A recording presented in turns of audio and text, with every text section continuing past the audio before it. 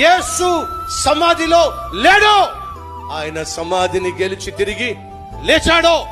2000 సంవత్సరాలుగా ఆ సమాధి ఈ రోజు కూడా ఇదే సందేశాన్ని ఇస్తుంది. ఏమిటా సందేశం?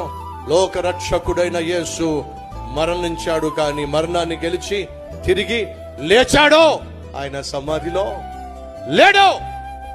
ప్రపంచంలో గొప్ప గొప్ప గొప్ప వాళ్ళు అవతరించారు, మరణించారు, సమాధి చేపట్టారు, సమాధిలో మిగిలిపోయారు. కానీ ఈరోజు ప్రపంచంలో తెరవబడిన సమాధి ఏదైనా ఉంది అని అంటే అది నా ప్రభు అయిన యేసుక్రీస్తు యొక్క సమాధి.